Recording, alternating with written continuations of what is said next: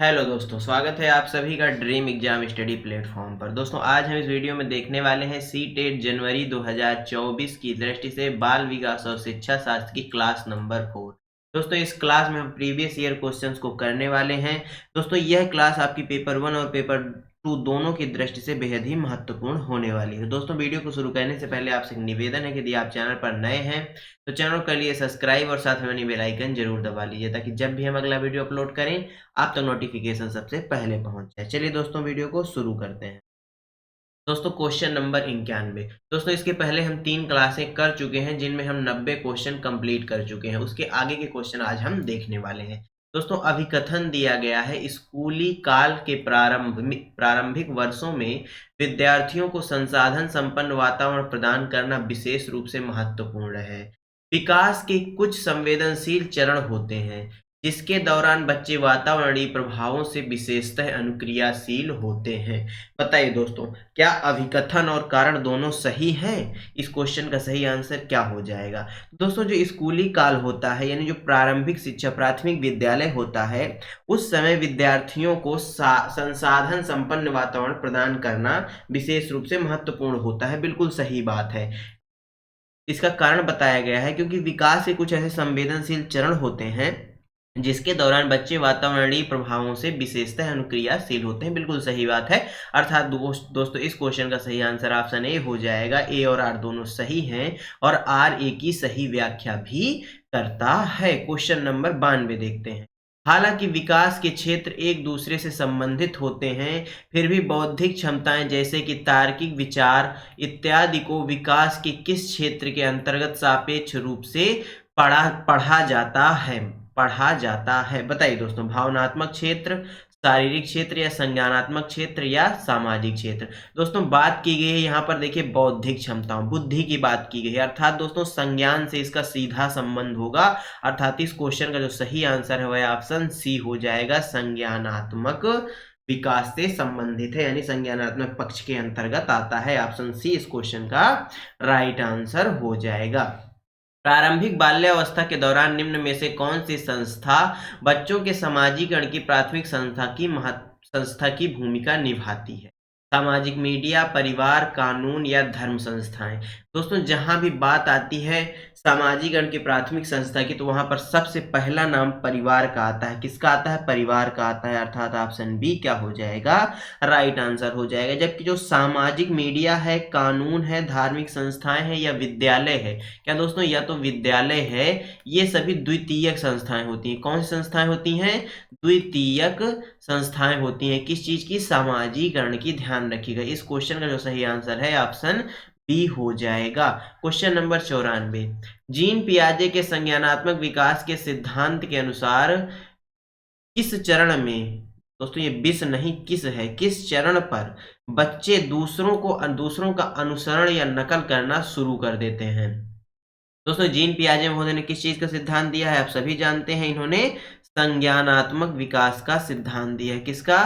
संज्ञानात्मक विकास का इन्होंने सिद्धांत दिया और इन्होंने अपने सिद्धांत की 4 अवस्थाएं भी बताई। कौन कौन सी? संवेदी ग्रामक अवस्था, पूर्व संक्रियात्मक अवस्था, मूर्त संक्रियात्मक अवस्था और औपचारिक संक्रियात्मक अवस्था।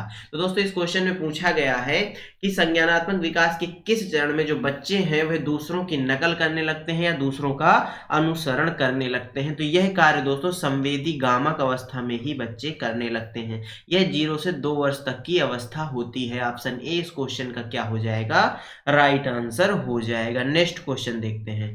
जीन पियाजे के संज्ञानात्मक विकास सिद्धांत के अनुसार किस चरण पर बच्चे घटनाओं को भूत, वर्तमान और भविष्य काल के सही क्रम में याद रखना शुरू कर देते हैं? मोस्ट इंपॉर्टेंट क्वेश्चन है परीक्षा की दृष्टि से। संवेदी गामक, पूर्व संक्रियात्मक, मूर्त संक्रियात्मक या औपचारिक संक्रियात्मक? इस क्वेश्चन में दोस्तों पूछा गया है कि बच्चे किस चरण में आने के बाद जो घटनाएं हैं यानी जो बीता हुआ समय में जो घटनाएं घटित हुई हैं और वर्तमान में जो घटनाएं हो रही हैं और भविष्य में जो घटनाएं होंगी उनका सही क्रम करने लगते हैं यानी सही क्रम से याद रख सकते हैं। तो बताइए वह कौन सी अवस्था हो जाएगी? तो दोस्तों वह हो जाती है मूर्त संक्रियात्मक अवस्था। ऑप्शन सी क्या हो जाएगा? राइट आंसर हो जाएगा। दोस्तों कभी कभी पूछ लेता है कि बताइए निम्नलिखित में से किस अवस्था में तार्किक चिंतन का उदय होता है? किसका? तार्किक चिंतन का उदय होता है। ध्यान रखिएगा, उदय पूछा है, ना कि तार्किक चिंतन में एक मजबूत पकड़। तो उदय की जहां बात आती है कि तार्किक चिंतन कहां से प्रारंभ होता है, तो वह भी मूर्त संक्रियात्मक अवस्था से होता है। इसको भी याद रखिएगा। इस क्वेश्चन का सही आंसर दोस्तों क्या हो गया? ऑप्शन सी हो गया। लॉरेंस कोहलवर के अनुसार व्यक्ति किस स्तर पर अपने और दूसरों के व्यवहार को जरूरत और इच्छाओं के संदर्भ में जांचते हैं? अनुपालन और दंड अभिविन्यास के अंतर्गत, अच्छा लड़का अच्छी लड़की अभिविन्यास, कानून और व्यवस्था अभिविन्यास, या यांत्रिक सापेक्षिक अभिविन्यास? बताइए। लॉरेंस कोहलवर के अनुसार व्यक्ति किस स्तर पर अपने और दूसरों के व्यवहार को जरूरत और इच्छाओं के संदर्भ में जांचने लगते हैं? बात करें लॉरेंस कोहलवर की, तो इन्होंने दोस्तों किस चीज का सिद्धांत दिया है? इन्होंने नैतिक विकास का सिद्धांत दिया है। किसका सिद्धांत दिया है? नैतिक विकास का सिद्धांत दिया है। और इन्होंने अपने सिद्धांत की कुल 3 स्तर बताए हैं, और इन 3 स्तरों की कुल 6 अवस्थाओं के बारे में भी इन्होंने ही बताया है। इस क्वेश्चन का जो सही आंसर है दोस्तों वह हो जाएगा ऑप्शन डी, यांत्रिक सापेक्षिक अभिविन्यास। यानी इसका सीधा सा मतलब आप इसे इस प्रकार से समझ सकते हैं कि इस अवस्था में बच्चा यह कहता है कि तुमने मुझे अपनी कॉपी दी थी, मैं भी तुम्हें अपनी कॉपी दूंगा। तुमने मुझे अपनी कॉपी नहीं दी, इसलिए मैं भी तुमको अपनी कॉपी नहीं दूंगा। यानी जरूरत के अनुसार कार्य करने लगता है। कौन? व्यक्ति या बालक। ऑप्शन डी क्या हो जाएगा इस क्वेश्चन का राइट आंसर हो जाएगा। क्वेश्चन नंबर 97, लेओ वाइगोत्स्की ने संज्ञानात्मक विकास की प्रक्रिया में डॉट डॉट और डॉट डॉट की महत्वता पर बल दिया है। इनके सिद्धांत का नाम क्या है? सामाजिक एवं सांस्कृतिक सिद्धांत। क्या नाम है दोस्तों? सामाजिक एवं सांस्कृतिक एवं, माफ करिएगा, एक नहीं, एवं सांस्कृतिक सिद्धांत। इन्होंने किस चीज पर बल दिया है अपने सिद्धांत पे यदि बात करें तो क्या सांस्कृतिक उपकरण और दंड पर, मनोवैज्ञानिक उपकरण और पुरस्कारों पर, सामाजिक पारस्परिकता और चर्चाओं पर? इस क्वेश्चन का जो सही आंसर है ऑप्शन सी हो जाएगा। जो लेओ वाइगोत्स्की महोदय हैं, इन्होंने संज्ञानात्मक विकास में दोस्तों सामाजिक पारस्परिकता यानी आपस में संबंध, जो आपस में अच्छे संबंध होते हैं उनकी बात की है, और आपस में चर्चाओं को इन्होंने महत्वता दी है। ऑप्शन सी क्या हो जाएगा इस क्वेश्चन का राइट आंसर हो जाएगा। क्वेश्चन नंबर 98, अर्थपूर्ण अधिगम को बढ़ावा देने के लिए एक अध्यापिका को डॉट डॉट की भूमिका निभानी चाहिए और विद्यार्थियों को डॉट डॉट के अवसर प्रदान करने चाहिए। तो दोस्तों एक अर्थपूर्ण अधिगम को यदि बढ़ावा देना है, एक अच्छे अधिगम को, एक पॉजिटिव अधिगम को बढ़ावा देना है, तो एक अध्यापक हो या अध्यापिका, उनको एक सुसाधक के रूप में कार्य करना पड़ेगा। कैसे दोस्तों? एक सुसाधक के रूप में, यानी जहां पर कोई भी समस्या आती है तो वहां पर बालक को वह समस्या को हल करने में सहायता प्रदान करने वाला क्या कहलाता है? सुसाधक कहलाता है, यानी अच्छा साधक। यानी ऑप्शन ए ही इस क्वेश्चन का क्या हो जाएगा राइट आंसर हो जाएगा। एक सुसाधक के रूप में कार्य करना चाहिए और ज्ञान सृजन, क्या दोस्तों? ज्ञान सृजन के संदर्भ में सक्रिय भागीदारी क्या करना चाहिए? भागीदार बनना चाहिए या भागीदारी निभानी चाहिए। ऑप्शन ए क्या हो जाएगा राइट आंसर हो जाएगा। प्रगतिशील शिक्षा निम्न में से किसका समर्थन करती है? अध्यापक केंद्रीय शिक्षा शास्त्र का, अधिगमकर्ता द्वारा स्वमूल्यांकन का, मानकीकृत पाठ्यचर्या का, या व्यवहार के अनुकूलन का? बताइए दोस्तों। तो दोस्तों जो प्रगतिशील शिक्षा है, आपने बहुत सारे क्वेश्चन इसके संबंध में किए होंगे, वह अधिगमकर्ता द्वारा स्वमूल्यांकन का समर्थन करती है। यानी ऑप्शन बी क्या हो जाएगा इस क्वेश्चन का राइट आंसर हो जाएगा। मोस्ट इंपॉर्टेंट क्वेश्चन है परीक्षा की दृष्टि से। अनीता वैचारिक कौशल जैसे कि कारण प्रभाव संबंध का इस्तेमाल होने वाली पहेलियों और समस्याओं को काफी अच्छी तरह सुलझाती है। हार्वर्ड गार्डनर के बहुबुद्धि सिद्धांत के अनुसार अनीता के पास उच्च स्तर की बुद्धि है। किस प्रकार की बुद्धि है दोस्तों? सबसे पहले तो जानिए हार्वर्ड गार्डनर महोदय ने किस चीज का सिद्धांत दिया है? बहुबुद्धि का सिद्धांत दिया है। इस चीज को भी याद रखिएगा, परीक्षा वाला अक्सर पूछ लेता है। इसमें पूछा गया है कि अनीता वैचारिक कौशल जैसे कि कारण प्रभाव संबंध का इस्तेमाल होने वाली पहेलियों और समस्याओं को काफी अच्छी तरह से क्या करती है? सुलझाती है। तो दोस्तों हार्वर्ड गार्डनर के बहुबुद्धि सिद्धांत के अनुसार अनीता के पास उच्च स्तर की डॉट डॉट बुद्धि है। तार्किक, गणितीय, संगीतकीय, शारीरिक, गति संवेदी या अंतर्वैयक्तिक। तो दोस्तों जो अनीता है उसके पास कैसी बुद्धि है? तार्किक संगीतीय बुद्धि है। ऑप्शन ए इस क्वेश्चन का क्या हो जाएगा राइट आंसर हो जाएगा। अगला क्वेश्चन देखते हैं दोस्तों। पियाजे के अनुसार मूर्त संक्रियात्मक अवस्था में बच्चे तर्कपूर्ण ढंग से सोच पाते हैं, पर उन्हें डॉट डॉट में कठिनाई होती है। प्रतीकात्मक प्रतिनिधित्व करने में, संरक्षण के कार्य में, परिकल्पित निगमनात्मक तर्क में या क्रमबद्धता के कार्य में। बताइए। पियाजे के अनुसार दोस्तों जो मूर्त संक्रियात्मक अवस्था है उसमें बच्चे तर्कपूर्ण ढंग से सोच पाते हैं, यानी तर्कपूर्ण ढंग से सोचना प्रारंभ हो जाता है, परंतु दोस्तों उन्हें किस चीज में कठिनाई महसूस होती है, तो उन्हें परिकल्पित निगमनात्मक तर्क में क्या होती है, कठिनाई महसूस होती है। ऑप्शन सी इस क्वेश्चन का क्या हो जाएगा, राइट आंसर हो जाएगा। कोहल वर्ग के अनुसार बच्चे किस अवस्था में नियमों को निश्चित और निरपेक्ष मानते हैं? सजा और आज्ञाकारिता अभिविन्यास में, सामाजिक अनुबंध अभिविन्यास में, सार्वभौमिक नैतिक सिद्धांत अभिविन्यास या अच्छा लड़का अच्छी लड़की अभिविन्यास। बताइए। कोहल वर्ग के अनुसार बच्चे किस अवस्था में नियमों को निश्चित और निरपेक्ष मानते हैं? तो किस अवस्था में मानते हैं? तो बच्चे किस अवस्था में मानते हैं दोस्तों? सजा और आज्ञाकारिता अभिविन्यास की अवस्था में। ऑप्शन ए इस क्वेश्चन का क्या हो जाएगा, राइट आंसर हो जाएगा। नेक्स्ट क्वेश्चन देखते हैं। निम्न में से किसे सामाजिक रचनावादी सैद्धांतिक के रूप में भी जाना जाता है? बीएफ स्किनर, लॉरेंस कोहल वर्ग, जेपी गिलफोर्ड या लेव वाइगोत्स्की। बताइए। तो दोस्तों जो लेव वाइगोत्स्की महोदय है इन्हें सामाजिक रचनावादी सैद्धांतकारी के रूप में भी जाना जाता है। ऑप्शन डी क्या हो जाएगा इस क्वेश्चन का, राइट आंसर हो जाएगा। इनका सिद्धांत क्या है? सामाजिक एवं सांस्कृतिक विकास का सिद्धांत। एक कक्षा में विद्यार्थी समूह में कार्य कर रहे हैं तथा प्रत्यय को समझ रहे हैं। शिक्षक यह देखती है कि एक समूह के सभी सदस्य आगे नहीं बढ़ पा रहे हैं, वह उन्हें इशारे व संकेत देकर उनकी सहायता करती है। दोस्तों इस पॉइंट को नोट करिएगा, इशारे व संकेत देकर उनकी सहायता करती है तथा पुनः उन्हें उनके प्रयासों पर छोड़ देती है। कक्षा में कौन से प्रत्यय का प्रयोग हो रहा है? दोस्तों इशारा देना, इशारे देकर सहायता करना, ये सभी पाठ के अंतर्गत आते हैं, जिसे स्कैफोल्डिंग भी बोला जाता है। क्या बोला जाता है दोस्तों? स्कैफोल्डिंग भी बोला जाता है। याद रखिएगा ऑप्शन बी क्या हो जाएगा, राइट आंसर हो जाएगा।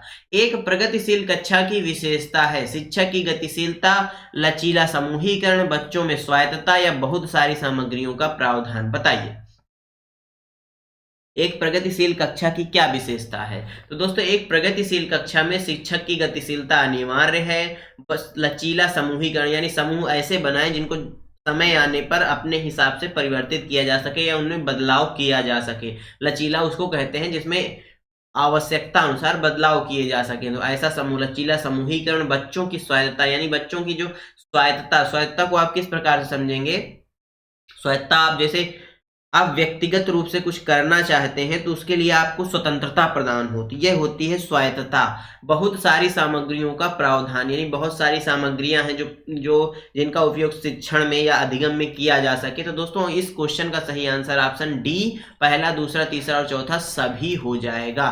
कौन सी बुद्धि में शामिल है बिंबों और कुशलता पूर्वक संचालन करने की क्षमता, आलेख के कौशल और तर्क उनका जिनके दो से अधिक विमितियां हैं? तर्क गणितीय बुद्धिमत्ता, शारीरिक गति संवेदात्मक बुद्धि, अंतर्वैयक्तिक बुद्धि या दोस्तों स्थानीय बुद्धि। बताइए इस क्वेश्चन का सही आंसर क्या हो जाएगा? कौन सी बुद्धि में यह शामिल है कि बिंबों का कुशलता पूर्वक संचालन करने की क्षमता होती है और आलेख के कौशल और तर्क उनका जिनके दो से अधिक विमितियां होती हैं? दोस्तों यह स्थानिक बुद्धि में होता है। किस बुद्धि में? स्थानिक बुद्धि में होता है। ऑप्शन डी क्या हो जाएगा, राइट आंसर हो जाएगा।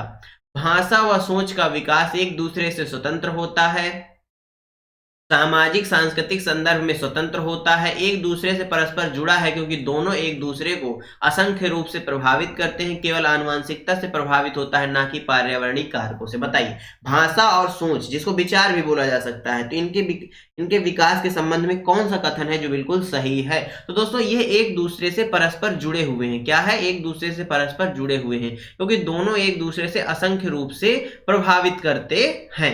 यानी भाषा जिस प्रकार की होगी आपके विचार भी वैसे भी आएंगे, ये बात तो आप जानते ही होंगे। ऑप्शन सी क्या हो जाएगा, राइट आंसर हो जाएगा। यह संभावित है कि एक बच्ची जो अपने माता पिता को गैर अनुरूपवादी जेंडर व्यवहार करते हुए देखती है, जेंडर रूढ़िवादिता का पालन करेगी, पारंपरिक जेंडर भूमिकाओं पर सवाल उठाएगी, जेंडर निरंतरता का पालन करेगी या जेंडर पूर्वाग्रह से ग्रसित हो जाएगी। दोस्तों यह संभावित है कि एक बच्ची जो अपने माता पिता को गैर अनुरूपवादी जेंडर व्यवहार को करते हुए देखती है, यानी दोस्तों वो इस प्रकार से उसके माता पिता नहीं सोच रहे हैं। किस प्रकार से नहीं सोच रहे हैं कि लड़का है तो यह केवल लड़का है तो इसको गणित अच्छी आती होगी, ये लड़की है तो इसको गणित नहीं आती होगी, इस प्रकार से नहीं सोच रहे हैं। क्या कर रहे हैं, जो पारंपरिकता बनी हुई है उसके गैर पारंपरिक रूप से यानी उसके विपरीत व्यवहार कर रहे हैं। तो उनकी जो बच्ची होगी या जो उनका बच्चा होगा वह पारंपरिक जेंडर भूमिकाओं पर क्या करेगा, सवाल उठाएगा। ऑप्शन बी क्या हो जाएगा इस क्वेश्चन का राइट आंसर हो जाएगा। अपनी कक्षा में विविधता के समायोजन के लिए एक शिक्षक को क्या करना चाहिए? छात्रों की सामाजिक सांस्कृतिक पृष्ठभूमि के प्रति संवेदनशील रहना चाहिए, समान निर्देश देने चाहिए और व्यक्तिगत मतभेदों की अवहेलना करनी चाहिए, छात्रों के सामाजिक संदर्भ की पूरी तरह से अवहेलना कर देनी चाहिए, बच्चों को उनके माता पिता के व्यवसाय के आधार पर नामीकरण या वर्गीकृत कर देना चाहिए। दोस्तों ये नामीकरण का मतलब होता है वर्गीकृत करना। नामीकरण शब्द का इस्तेमाल सीटेट बहुत ही व्यापक रूप से कर रहा है, इसलिए ध्यान दीजिएगा, कंफ्यूज नहीं होना है। तो दोस्तों अपनी कक्षा में आप विविधता के समायोजन के लिए क्या करेंगे शिक्षक के रूप में? छात्रों की सामाजिक सांस्कृतिक पृष्ठभूमि के प्रति संवेदनशील रहना चाहिए, यानी ऑप्शन ए क्या हो जाएगा, राइट आंसर हो जाएगा। आकलन का उद्देश्य क्या होना चाहिए? सीखने में वृद्धि, बच्चों का वर्गीकरण या और नामीकरण, बच्चों के प्रति स्पर्धा को बढ़ावा देना या बच्चों में भय और तनाव को पैदा करना। बताइए आकलन का मुख्य उद्देश्य क्या होना चाहिए? दोस्तों नामीकरण को आप एक और रूप से समझ सकते हैं कि जैसे कि अच्छा लड़का, ये एक नाम दे दिया गया, कोई लड़का है वो अच्छा प्रदर्शन कर रहा है, एक टॉपर जैसे बोल दिया जाए, कोई लड़का फर्स्ट आ रहा है उसको टॉपर बोल दिया जाता है, तो यानी उसका नाम दे दिया जाता है कि ये टॉपर है, ये अच्छा लड़का है। इस चीज से बचना चाहिए हमेशा कक्षाओं में। इस क्वेश्चन का जो सही आंसर हो जाएगा वह ऑप्शन एक हो जाएगा। जो आकलन का मुख्य उद्देश्य है वह क्या है? सीखने में वृद्धि करना। ऑप्शन ए क्या हो जाएगा, करेक्ट आंसर हो जाएगा। क्वेश्चन नंबर 111, शैक्षणिक कार्यों में बच्चों द्वारा की गई त्रुटियों को समझना निम्न में से क्या है? केवल विद्यार्थियों की बौद्धिक क्षमताओं का आकलन करने में प्रासंगिक, शिक्षण प्रक्रिया में केवल शिक्षक की दक्षता का पता लगाने के लिए प्रासंगिक, या शिक्षण के साथ साथ सीखने की प्रक्रिया को समझने के लिए प्रासंगिक, या शिक्षण या सीखने से संबंधित किसी भी क्षेत्र के लिए प्रासंगिक नहीं है। बताइए शैक्षणिक कार्यों में बच्चों द्वारा की गई त्रुटियों को समझना निम्न में से क्या है? तो दोस्तों यह क्या है, यह क्या है बताइए? तो यह दोस्तों शिक्षण के साथ साथ सीखने की प्रक्रिया को समझने के लिए क्या है? प्रासंगिक है। ऑप्शन सी क्या हो जाएगा इस क्वेश्चन का राइट आंसर हो जाएगा। गत्यात्मक और संज्ञानात्मक विकास डॉट डॉट होता है, बाल्यावस्था तक होता है, किशोरावस्था, वयस्कावस्था या संपूर्ण जीवन काल के दौरान। बताइए जो गत्यात्मक और संज्ञानात्मक विकास है यह कब तक होता है? तो दोस्तों जो गत्यात्मक और संज्ञानात्मक विकास है यह जीवन पर्यंत यानी संपूर्ण जीवन काल के दौरान चलता रहता है। ऑप्शन डी क्या हो जाएगा, राइट आंसर हो जाएगा। लियो वाइगोत्स्की द्वारा दिए गए बच्चों के विकास का सिद्धांत किस पर आधारित है? परिपक्वता और संस्कृति पर, भाषा और भौतिक जगत पर, भाषा और संस्कृति पर, भाषा और परिपक्वता पर। बताइए दोस्तों लियो वाइगोत्स्की का सिद्धांत सामाजिक एवं सांस्कृतिक विकास का सिद्धांत। तो जिस ऑप्शन में संस्कृति हो वह ऑप्शन सही होगा। तो संस्कृति दोस्तों किन ऑप्शन में है? फर्स्ट में है और थर्ड में है। अब बात आती है भाषा की। तो दोस्तों भाषा क्या है? यह भाषा दोस्तों क्या है? सामाजिक रूप से लोगों में आपस के जुड़ाव का क्या है? एक माध्यम है। तो अर्थात भाषा का संबंध किससे है? समाज से है। तो दोस्तों पहला जहां भी ऑप्शन आपको भाषा और संस्कृति दोनों साथ मिल जाए वही राइट आंसर हो जाएगा। तो दोस्तों यह दोनों ऑप्शन सी में है, ऑप्शन सी राइट आंसर हो जाएगा। बच्चों द्वारा पूरे वर्ष के दौरान किए गए विभिन्न कार्यों का संग्रहण जिसका लक्ष्य उनके प्रदर्शन का रिकॉर्ड रखना है कहलाता है रूब्रिक कहलाता है, फाइल कहलाता है, आंकड़ों का प्रपत्र या पोर्टफोलियो। बताइए बच्चों द्वारा पूरे वर्ष के दौरान किए गए विभिन्न कार्यों का संग्रहण जिसका लक्ष्य उनके प्रदर्शन का रिकॉर्ड रखना है वह क्या कहलाता है? तो दोस्तों वह पोर्टफोलियो, रिकॉर्ड रखना, किसी चीज की एक फाइल तैयार कर लेना, वह क्या कहलाएगा? पोर्टफोलियो कहलाएगा। ऑप्शन डी क्या हो जाएगा? राइट आंसर हो जाएगा। जब छात्र एक व्यवहार को अवलोकन द्वारा सीखते हैं तो इस प्रक्रिया का प्रथम चरण क्या हो सकता है? प्रतिमान की क्रियाओं को याद रखना, प्रतिमान पर ध्यान केंद्रित करना, अपने द्वारा अनुकरण किए गए व्यवहार का आकलन करना, प्रतिमान के व्यवहार का दोहराना और अभ्यास करना। बताइए, जब छात्र एक व्यवहार को अवलोकन करके सीखते हैं तो इस प्रक्रिया का जो प्रथम चरण है वह क्या होता होगा? तो वह दोस्तों होगा प्रतिमान पर ध्यान केंद्रित करना। दोस्तों आप जब किसी चीज का अवलोकन करेंगे तो सबसे पहले आप उस पर ध्यान केंद्रित करेंगे। यदि आपका ध्यान ही उस वस्तु पर केंद्रित नहीं होगा तो आप अवलोकन सही से नहीं कर पाएंगे, अर्थात ऑप्शन बी क्या हो जाएगा? राइट आंसर हो जाएगा। बच्चों द्वारा ग्रहित वैकल्पिक संकल्पनाएं और भ्रांतियां क्या दर्शाती हैं? अधिगम अक्षमता, किसी संप्रत्यय के बारे में सहज विचार, निराधार दावे या स्थायी संकल्पनात्मक ठहराव। बताइए, बच्चों द्वारा ग्रहित वैकल्पिक संकल्पनाएं और भ्रांतियां क्या दर्शाती हैं? तो दोस्तों यह क्या दर्शाती हैं? यह किसी संप्रत्यय के बारे में एक सहज विचार को दर्शाती हैं। ऑप्शन बी क्या हो जाएगा इस क्वेश्चन का? राइट आंसर हो जाएगा। शारीरिक लक्षण जैसे आंखों का रंग, ऊंचाई और बालों का रंग मुख्यतः पर्यावरणीय कारकों द्वारा सुनिश्चित होते हैं या वंशागत हैं या शारीरिक कारक सांस्कृतिक कारकों द्वारा सुनिश्चित होते हैं या आनुवंशिकता और पर्यावरण के बीच अंतःक्रिया का परिणाम होता है? बताइए, मोस्ट इंपॉर्टेंट दोस्तों क्वेश्चन है। आंखों का रंग, ऊंचाई और बालों का रंग, क्या ये पर्यावरण का इस पर प्रभाव है? तो दोस्तों इसका प्रभाव वंशानुगत माना जाता है। ऑप्शन बी क्या हो जाएगा? राइट आंसर हो जाएगा। हालांकि वर्तमान में देखें तो बालों का रंग पर्यावरण के कारण भी प्रभावित हो रहा है, लेकिन इसका जो आंसर होगा वह ऑप्शन बी ही होगा। अगला क्वेश्चन, फातिमा तर्क करती है कि आपको ईमानदार होना चाहिए क्योंकि इससे आपके माता पिता आप पर गर्व करेंगे। फातिमा कोहल वर्ग के नैतिक चिंतन के किस चरण में है? सामाजिक अनुबंध अभिनवीनीकरण, दोस्तों कभी कभी अभिविन्यास आपको मिल जाएगा, अवस्था कभी मिल जाएगा, कभी अभिनवीनीकरण मिल जाएगा। इससे आपको कतई कंफ्यूज नहीं होना है। इस क्वेश्चन का सही आंसर ऑप्शन सी हो जाएगा। अच्छा लड़का और अच्छी लड़की अभिनवीनीकरण में है फातिमा। आगे देखते हैं, निम्न में से कौन सा कौशल उच्च श्रेणी चिंतन का नहीं है? विशेषण, निरूपण, रचना या प्रत्यय स्मरण। तो दोस्तों उच्च श्रेणी का चिंतन जो है वह प्रत्यय स्मरण यानी पुनः याद करना यह नहीं है। ऑप्शन डी क्या हो जाएगा? राइट आंसर हो जाएगा। एक शिक्षक कुछ लिखित सामग्री का एक सब्जियों और फलों की तस्वीरों का प्रयोग करते हुए अपने छात्रों से चर्चा करता है।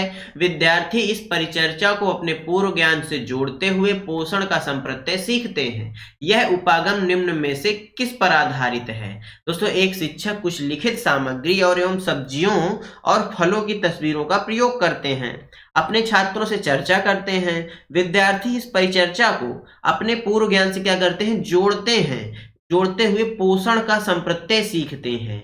यह उपागम निम्न में से किस पर आधारित है? तो दोस्तों यह उपागम ज्ञान के निर्माण पर आधारित है। ऑप्शन डी क्या हो जाएगा? राइट आंसर हो जाएगा। शास्त्रीय अनुकूलन अधिगम सिद्धांत किसने दिया? यदि पूछ ले आपसे तो इसको पावलोव महोदय ने दिया। किसने? पावलोव महोदय ने दिया, याद रखिएगा। पुनर्वलन का सिद्धांत आप कमेंट बॉक्स में बता दीजिएगा। क्रिया प्रसूत अनुकूलन सिद्धांत जो है यह पीएफ स्किनर महोदय का, किसका? स्किनर महोदय का है। इस क्वेश्चन का सही आंसर ऑप्शन डी हो गया। साथियों धन्यवाद आप सभी का हमारे साथ बने रहने के लिए। आज के वीडियो में हमने क्वेश्चन नंबर 91 से क्वेश्चन नंबर 120 तक कंप्लीट कर लिए हैं, जो आपकी परीक्षा की दृष्टि से अति महत्वपूर्ण है। आगे की क्लास में हम इसके आगे के क्वेश्चन करेंगे। यदि दोस्तों वीडियो अच्छा लगा हो तो वीडियो को लाइक कर दीजिए, अपने दोस्तों के साथ शेयर कर दीजिए, और यदि आप चैनल पर नए हैं तो चैनल को कर लीजिए सब्सक्राइब और साथ में बनी बेल आइकन जरूर दबा लीजिए, ताकि जब भी हम अगला वीडियो अपलोड करें आप तक नोटिफिकेशन सबसे पहले पहुंच जाए। चलिए दोस्तों मिलते हैं आपसे अगले वीडियो में, तब तक के लिए जय हिंद, जय भारत। अपना और अपनों का ख्याल रखिए, सभी का सम्मान करिए। धन्यवाद साथियों।